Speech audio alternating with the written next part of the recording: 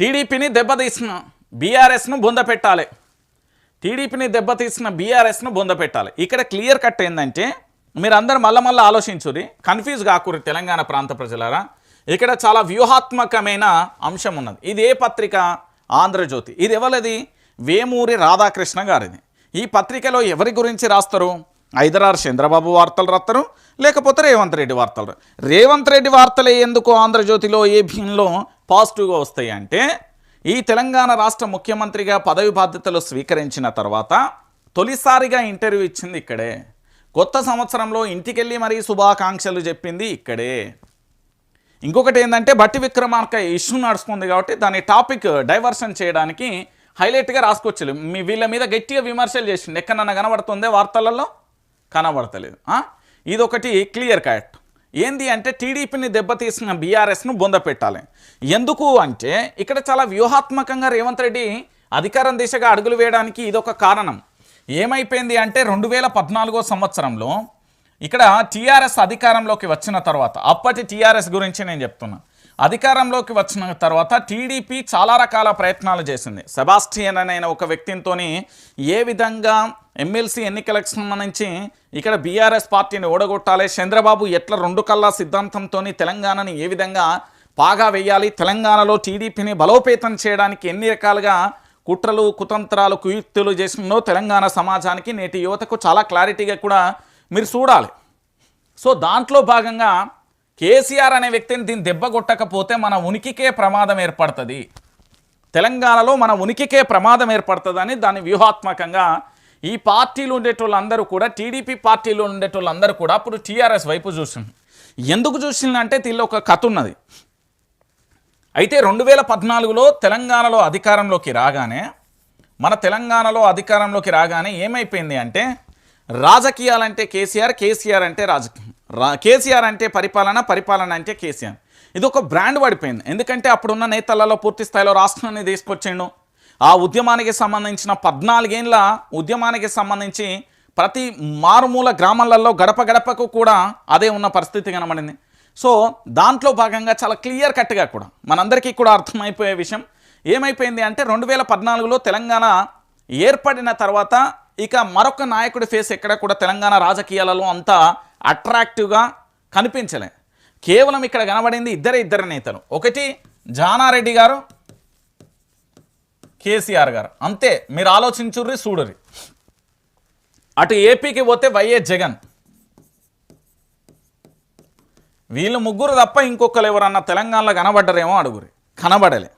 అయితే దీంట్లో భాగంగా టీఆర్ఎస్కు సంబంధించి, అప్పటి టీఆర్ఎస్ సంబంధించి ప్రభుత్వం ఏర్పడిన తర్వాత ముఖ్యమంత్రి కేసీఆర్ పరిపాలన చూసి ఆపరేషన్ ఆకర్ష్ లేదు, లొట్టపీస్ లేదు. వాళ్ళందరూ కూడా స్వచ్ఛందంగా కూడా ఆంధ్ర పార్టీ వద్దు, తెలంగాణ పార్టీ ముద్దు అంటూ చాలామంది నేతలు కూడా బీఆర్ఎస్ పార్టీలోకి వచ్చారు. అయితే టీడీపీని దెబ్బ కొడితే బీఆర్ఎస్ను బొందబెట్టాలని రేవంత్ రెడ్డి అంటాడు. టీడీపీని దెబ్బ కొడితే గీనకేం బాధ? ఈయన ఏ పార్టీలో ఉన్నాడు? తెలంగాణ కాంగ్రెస్ పార్టీలో ఉన్నాడు. కాంగ్రెస్ పార్టీలోనే కదా ఉన్నది రేవంత్ రెడ్డి. మరి కాంగ్రెస్ పార్టీలో ఉన్న రేవంత్ రెడ్డి టీడీపీని దెబ్బ కొడితే బీఆర్ఎస్ని బొందబెట్టాలని ఎందుకంటున్నాడు అంటే, ఇక్కడ రేవంత్ రెడ్డి గారు ముఖ్యమంత్రిగా పరిపాలన చేస్తున్నారా, చంద్రబాబు ఆదేశాలతో పనిచేస్తున్నారా అనేది తెలంగాణ సమాజం అడగాలి. టీడీపీ దెబ్బ కొట్టినంత మాత్రాన ఈయన బీఆర్ఎస్ని ఎందుకు బొందగొట్టాలి? ఇప్పుడు ఏంది, కాంగ్రెస్ పార్టీ ముఖ్యమంత్రి, కాంగ్రెస్ పార్టీ గురించి మాట్లాడు, ఎవరు అద్దనరు. కానీ ఇక్కడ జరిగే విషయం ఏంటంటే ఒకసారి తెలంగాణ ప్రాంత ప్రజలందరూ కూడా ఆలోచించాలి. తెలంగాణలో ఆ పార్టీ ఉండొద్దని కక్షగట్టి నాయకత్వాన్ని దెబ్బకొట్టిన కేసీఆర్ బీఆర్ఎస్ను 100 మీటర్ల గొయ్యిలో పాతి పెట్టాలి, ఊళ్ళల్లో ఆ పార్టీ దిమ్మలు కూలాలి. అదే ఎన్టీఆర్కు ఘనమైన నివాళి అవుతుంది. ఎన్టీఆర్ వైఎస్ఆర్ స్ఫూర్తితోనే తెలంగాణ సంక్షేమం. అందుకు మంత్రివర్గ సహచరులు సహకరిస్తున్నారు. మున్సిపల్ ఎన్నికలలో కాంగ్రెస్ జెండా ఎగరాలి, 2034 వరకు అధికారంలో ఉంటాం. ఖమ్మం జిల్లా మద్దులపల్లి సభలో సీఎం రేవంత్ రెడ్డి. కమ్యూనిస్టుల పోరాటాలే కాంగ్రెస్ సర్కార్ చట్టాలు, వారి సహకారంతోనే రాష్ట్రంలో కాంగ్రెస్ ప్రభుత్వం. బీజేపీతో దేశానికి ప్రమాదం, సిపిఐ శతాబ్ది ఉత్సవ ముగింపు సభలో ముఖ్యమంత్రి రేవంత్ రెడ్డి అంటూ కూడా సూచన. ఈయన బాధ ఏందో తెలుసా? ఉన్న ముచ్చడే చెప్పాలన్నా, కేసీఆర్ అంటే ఎప్పటికైనా కూడా ప్రమాదమే అని భయం. కామన్గా మీరు అందరూ కూడా ఆలోచించండి. నేను కూడా చెప్తున్నా, ప్రతిపక్ష నాయకుడు మాట్లాడకుంటుంటే అధికార పక్షానికి ఎలాంటి సమస్య లేదు. ఇది మీరు దేశ రాజకీయాలు చూడండి, భారతదేశంలో అనేక రాష్ట్రాలలో కూడా చూడరు. నేను మళ్ళీ చెప్తున్నా, ఈ భారతదేశంలో అనేక రాష్ట్రాలలో కూడా చూడరు. అక్కడ రాష్ట్రానికి సంబంధించిన ముఖ్యమంత్రులు కానీ లేకపోతే ఇతరత్ర సో అండ్ సో రాజకీయ కేసీఆర్లను కూడా చూడండి, విపక్ష పార్టీకి సంబంధించిన నేత మాట్లాడకుండా ఉంటే ఎలాంటి సమస్య లేదు. కానీ తెలంగాణలో సీన్ రివర్స్. ఇక్కడ కేసీఆర్ మాట్లాడకుంటే నాకు భయం. ఇది రియాలిటీ, ఇది తెలంగాణలో రియాలిటీ. సో ఇక్కడ భయం ఏంటంటే, first of all Congress party అంటే చేయి గుర్తు. ఈ కాంగ్రెస్ పార్టీలు ఎట్లుంటారంటే వాళ్ళ కార్యకర్తలు, మా తాతోళ్ళ అయ్య అంటే మా తాత ముత్తాత కాంగ్రెస్, మా తాత కాంగ్రెస్, మా అయ్య కాంగ్రెస్, నేను కాంగ్రెస్, గింతే. ఇలా ఏం లేదు, భావజాలం లేదు, సిద్ధాంతం లేదు, ఏది ఉండదు ఇక్కడ. మా ఇంట్లో వీళ్ళు కాంగ్రెస్, మేము కాంగ్రెస్, గంతే, అంతకుమించి ఏం లేదు. నేను కోసిన రక్తం కాంగ్రెస్ వస్తుందని ఆ భ్రమల బతుకుతారు.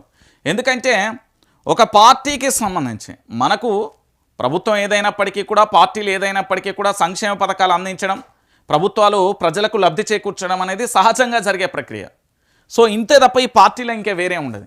కానీ అదే బీఆర్ఎస్ పార్టీలో అది ఉద్యమ పార్టీ, అది ప్రశ్నిస్తుంది, నిలబడుతుంది, కలబడుతుంది, రోడ్ల మీద నిలుచుంటుంది, ధర్నాలు చేస్తుంది, ప్రభుత్వాన్ని తల వంచుతుంది, వాళ్ళు అనుకున్నది సాధిస్తారు. ఎందుకంటే ఉద్యమ పార్టీతో పెట్టుకోవడం చాలా కష్టం. మీరు చూడండి, మన దేశానికి స్వాతంత్రం వచ్చిన తర్వాత కాంగ్రెస్ పార్టీ వచ్చినప్పటి నుంచి ఇప్పటి వరకు కూడా మీరు చూడురి, కొన్ని సంవత్సరాల పాటు ఈ పార్టీ ఎట్లా మనుగడ సాధించింది, ఆ తర్వాత ఇప్పుడు ఎట్లా జరుగుతున్నది అనేది కూడా మనం చూస్తున్నారు.